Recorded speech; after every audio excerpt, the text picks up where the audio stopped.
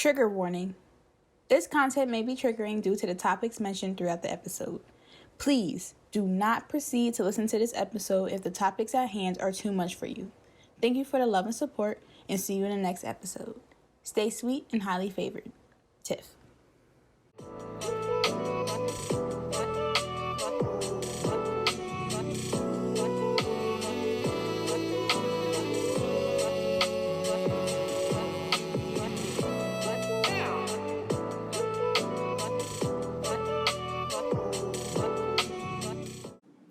What's up, y'all? It's your girl Tiff, and I am back with this shit. And in today's episode is a very important episode. It's a very serious topic that we're going to be talking about this week. And if you do not know, this week is Suicide Prevention Week. And I'm going to just tell you a little backstory on why I'm doing this episode today and all of that. So basically, I came across this post on Instagram. And the post said, and if you hear me like flummaging through paper, that's because I wrote some notes down, because I want to be able to state facts and not just talk off of the top of my head on a topic that I'm not really familiar with, and I think a lot of us aren't familiar with because we do not talk about it. So somebody has to start the conversation. So if I'm the one that's going to start the conversation, then hey, I'm doing my job as an influencer. So basically, I came across this post on IG. And the post stated that 76% of all suicides are by men, with suicide being the biggest cause of death for men under the age of 35. So, for me, when I seen that post, it just sparked something. I'm like, I want to do some research. So I started to do research and dibble in all the different statistics and facts about suicide, men, and that linkage, like why do they commit suicide, like all the reasons and all that. So it basically went from that quote turning to something bigger. And I was just curious, and as I was researching, I'm like, I wonder if there's like an awareness month or something that goes along with suicide. So, and I didn't know that this month overall is about suicide awareness, and that this week in particular is Suicide Prevention Week. So when I was doing research and looked it up, I said, oh, this is like perfect time. It's almost as if like it just fell in my hand, like, here's your topic. Boom. Perfect timing. So I'm like, let me go ahead and do this video. So before we get into the aspect of men and suicide, I just wanted to give you guys some facts and statistics about suicide overall. And hopefully at the end of this video, you guys can get informed. You guys are more aware of different triggers, how to communicate with somebody who may be going through suicidal thoughts. And so we could just be more aware. I feel as though with mental health and anything that deals with suicide and things of this nature, especially in the Black community, doesn't get talked about. It's almost as if everybody turns a blind eye to it. And that needs to stop, because a lot of people are going through different mental health issues and self-love issues and things of that nature. And it needs to be talked about, especially in this generation, because there are so many reasons why people go through these negative emotions that they do, and people go through these very low moments in their lives. And a lot of people, especially millennials and the Gen Zs, are very, very low and go through very, very low moments at young age.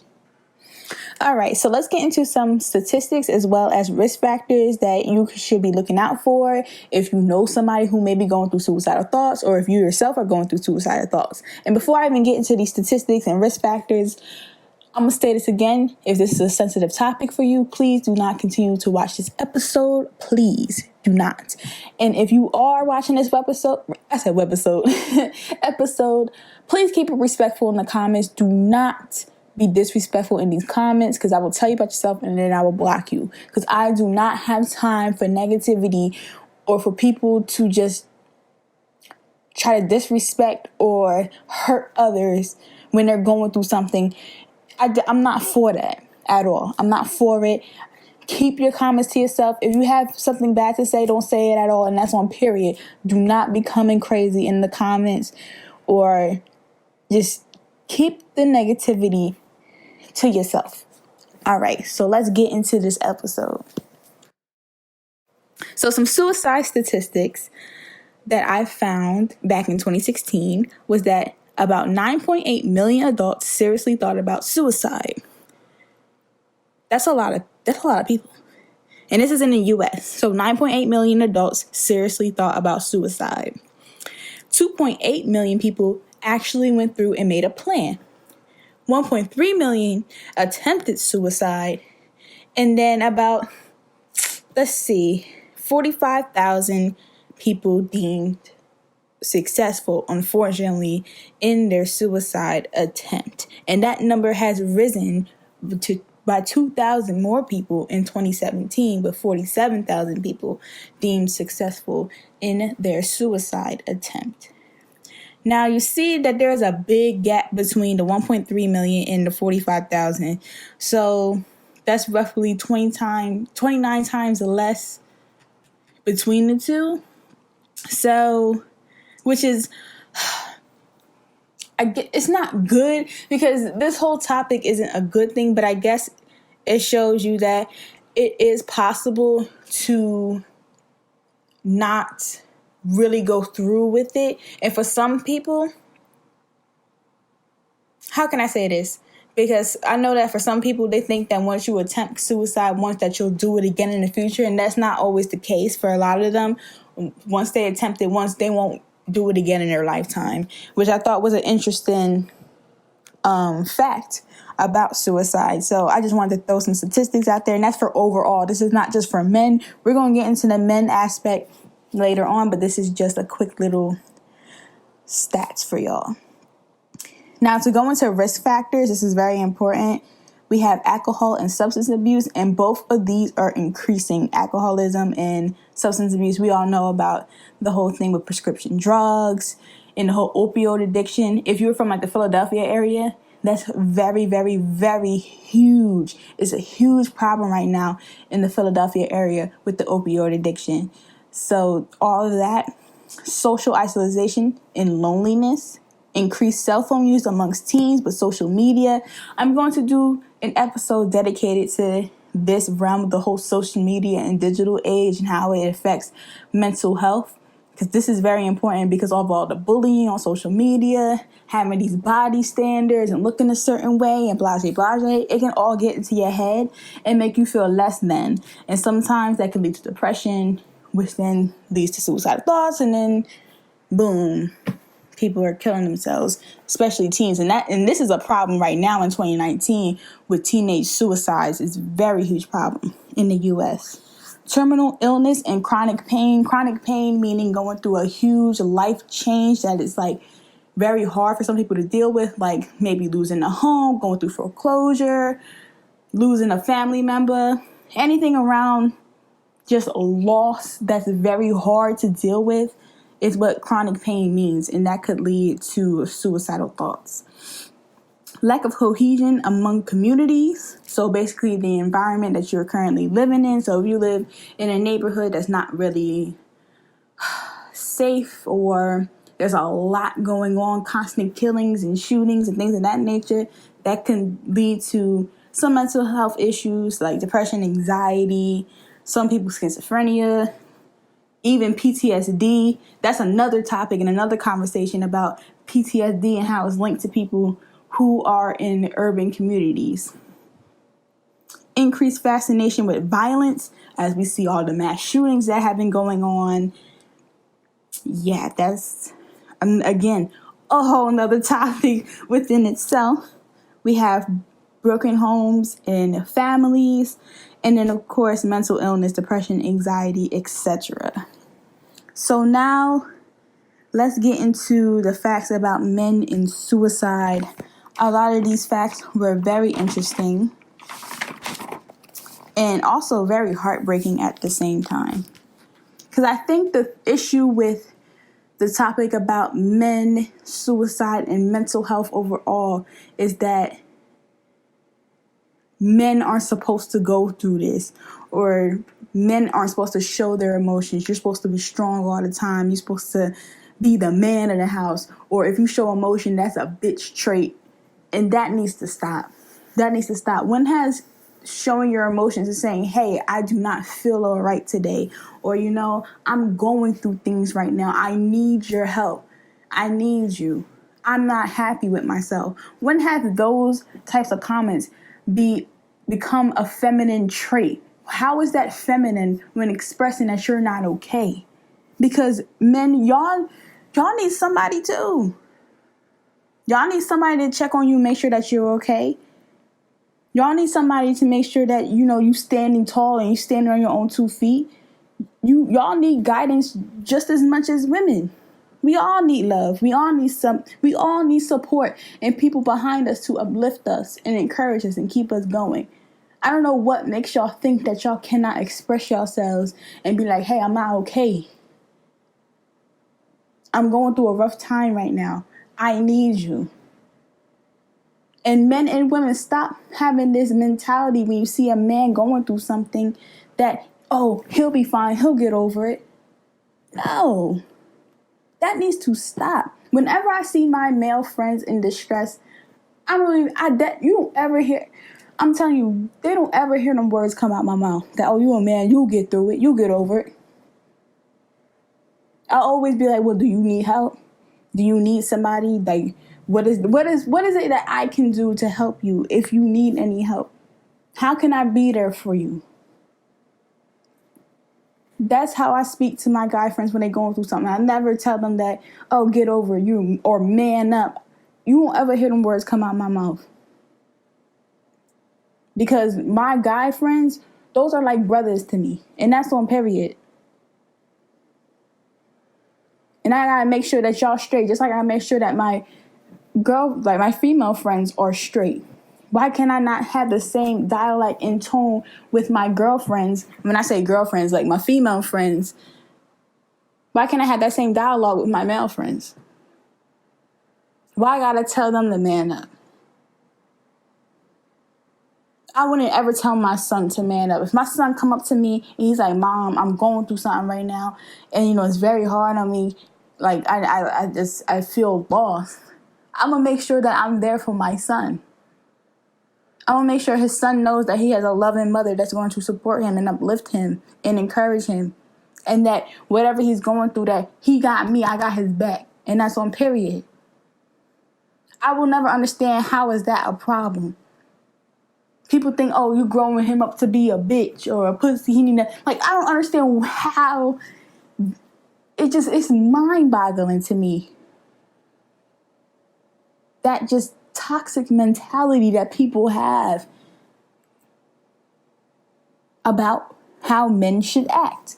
And this is why so many men, or either they turn into abusers because they don't know how to handle that pain, and because they held on to that pain for so long, they go and they lash it out on their girlfriends, or they lash it out on people that they love. And they can harm not only themselves but other people because they do not know how to handle the pain that they're going through. And I just think it just needs to stop.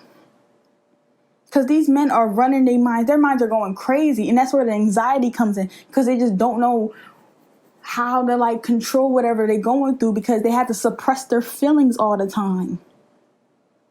They're suppressing their feelings. Do you know when you just keep pressing on something and pressing on something and pressing on, it's going to explode. They keep suppressing it and pressing it and pressing it. And it is going to explode. And this will lead people to just go out and just start shooting people up, killing their kids, killing their wives, and then ultimately, as we're talking about today, killing themselves.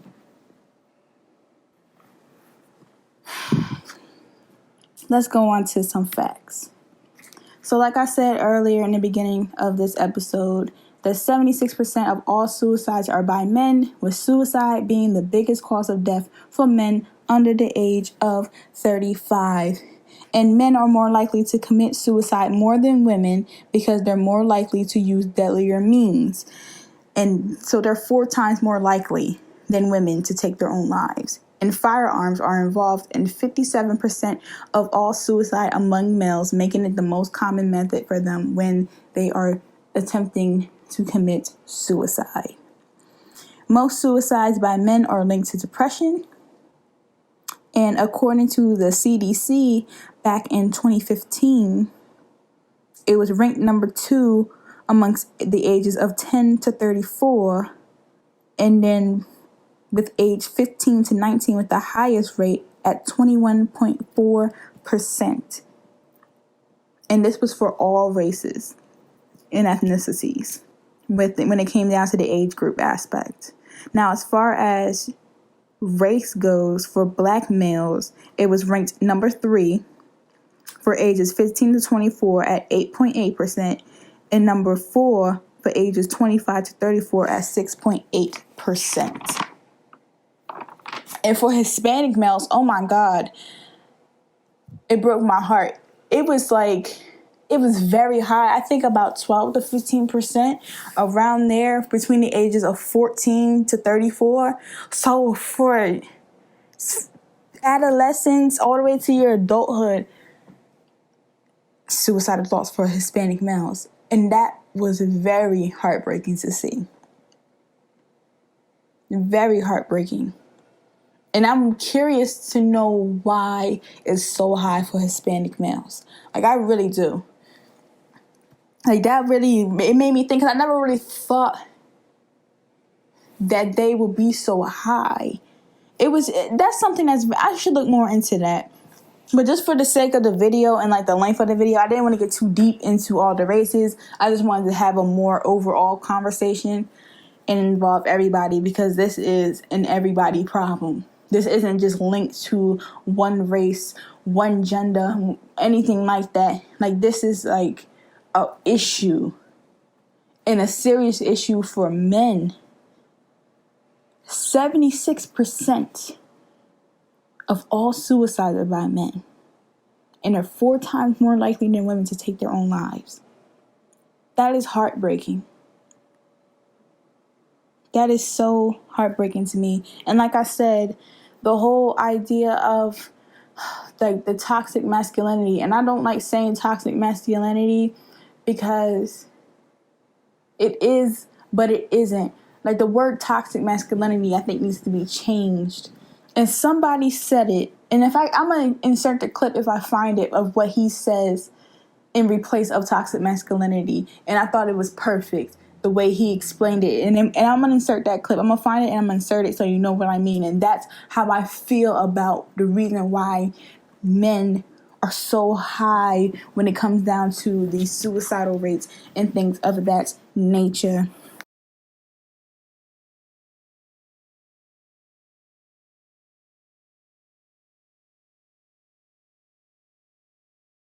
Men, please, I'm telling you, and I understand some environments for certain men, they can't express themselves because, like I said, they were raised to not cry, to not show emotions, that you gotta be a man, that you can't do bitch shit like that. They were raised like that. A lot of them are raised like that.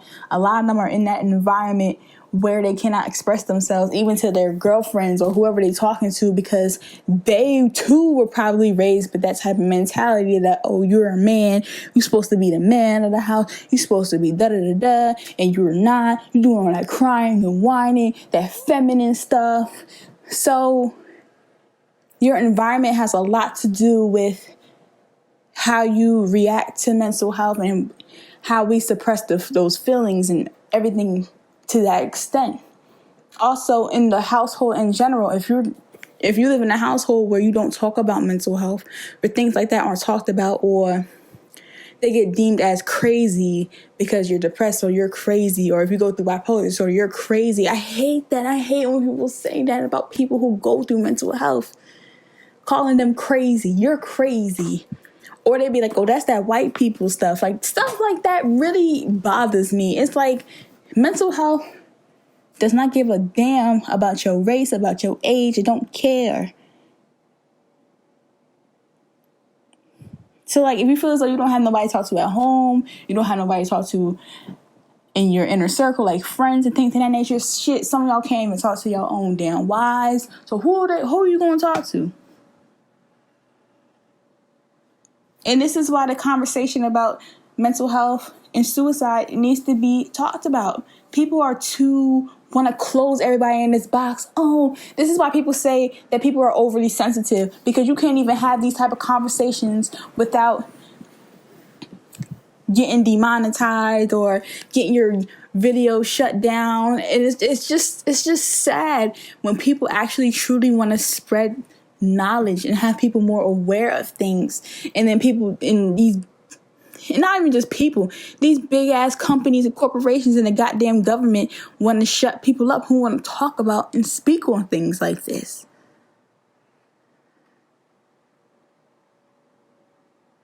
And it's just very hurtful to me, because I feel as though nobody should feel like they can't speak. They can't come out and say how they feel. And it sucks that a lot of people just don't know where to go. They don't have the resources. A lot of people can't afford to go to therapy.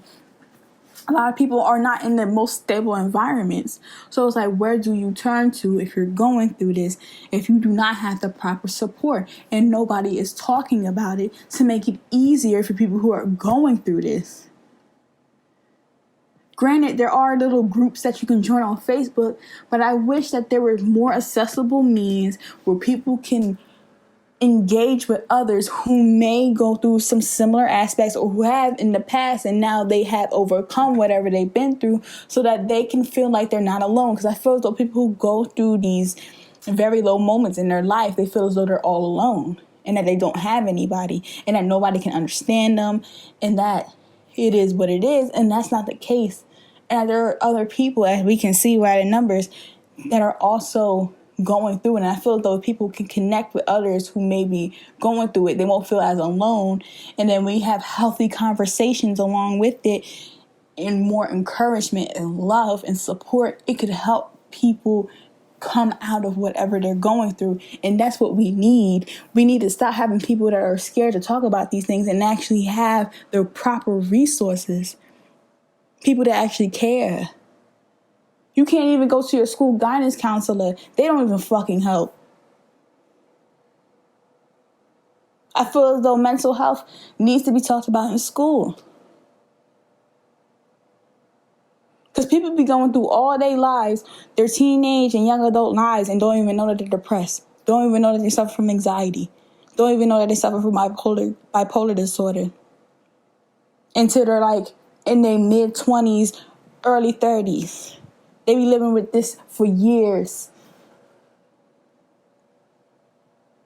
And people see these patterns, but they be like, oh, they're just acting out. They're just going through something. And sometimes it's deeper than that.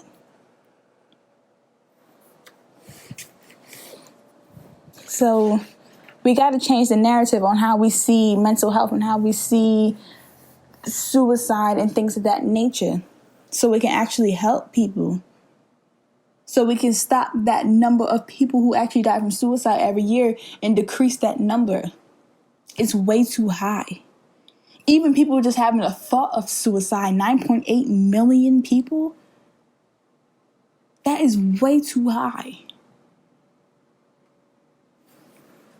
And that almost 100 Americans commit suicide every day, which is the 10th leading cause of death. More than 100 Americans a day.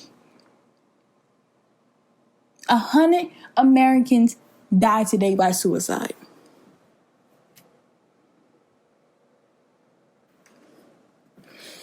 So now I want to get in some behavioral patterns of someone who is suicidal. So behavioral patterns that you should notice when talking to somebody who may be suicidal, or if you may know a friend or a family member and you don't know for sure, here are some behavioral patterns that you should be aware of that could make that light bulb pop in your head like, maybe my friend or my partner or family member, whatever the case may be, may need some help. Talking about suicide. If the person you are communicating with is talking about suicide a lot, saying things like, I'm better off dead, or if I see you again, things of that nature, they're probably having suicidal thoughts. Another one is seeking the means. And when I say seeking the means, gaining the access to guns and drugs, etc. And especially people who are using alcohol and drugs to cope with whatever they're going through. They're binge drinking, smoking a lot to like escape whatever they're going through. You need to intervene immediately. That is not okay. So if you see that they're seeking means, hanging out with people that they usually don't hang around with, and you know that them people are like a bad influence, now you need to get your friend or get your family member, whoever, out of that situation ASAP. Also, they have no hope for the future. They feel helplessness, hopelessness. They feel like they're being trapped, and they believe that things will never get better. They're very pessimistic. They're very just like, it is what it is. Life is life, and then I'm just here. People who are just here. You ever hear the term of, oh man, I hope I'm going to say this right. The term of, you're here, but you're not really here. Like your body's here, but your soul's not. Like that's how they feel. Like my body's here, I'm here, but I'm not here. My soul ain't here. So like that's another behavioral pattern that you may notice in somebody who may be going through suicidal thoughts. Also self-loathing, feeling worthless, guilty, shameful, self-hatred. Again, they're just low, very negative, very pessimistic, and they're just not feeling life. They're getting affairs in order, so they're selling possessions and making arrangements for their family members. Also saying goodbye, the unexpected visits or phone calls, saying goodbye to friends. Unusual behavior, unusual things, and it's like, okay. Like, if you ever feel that moment where you're talking and you're just like, wow, okay, then that's when you need to, like, start having a conversation. As well as, and if they flat out be like, I want to kill myself, I don't know what else you need to hear. You need to get them help, get them the proper help. So you're probably wondering, how do I communicate with somebody if I know, or you see these behavioral patterns in a person, you're like, dang, I seen that and that and that in my friend. Well, how do I communicate this? I got y'all. So this is how you communicate some do's and don'ts when communicating with somebody who's going through suicidal thoughts. So what you want to do is be yourself. Do not try to come off as like a therapist. Like, you know how people want to be like, so, John, are you okay? Like, don't come off like fake, because like they feel it and they're like, oh my God, this bitch is about to give me an intervention. Like, Jesus, I'm not going to tell them nothing because they're just trying to like be somebody they're not. And I just don't want the conversation. Just be yourself. Just be like, for me, I'm very like, hey, what's up? Like, I'm going to just be myself. I'm like, what's up with you? Like, let's talk real quick. Like, just be yourself. Because now they feel more comfortable, and they maybe just be like, you know, I don't feel like myself, or I don't feel okay, or, you know, I'm kind of just going through some stuff. Just keep the conversation just regular. Don't be all like, so, I see that you've been, like, just don't do that. Don't do that at all. Also, listen. Listening is so important. There's two parts of communication, the talking and the listening. And listening to me is way more important than the talking, because a lot of y'all talk and don't be saying nothing. Okay, a lot of y'all talk and be putting your foot in y'all mouths. And a lot of y'all talk too much. Don't even listen to what the person got to say. And you wonder why this person will ever come to you and tell you things, because you don't listen. Just shh. Just be quiet and listen to what they're going through.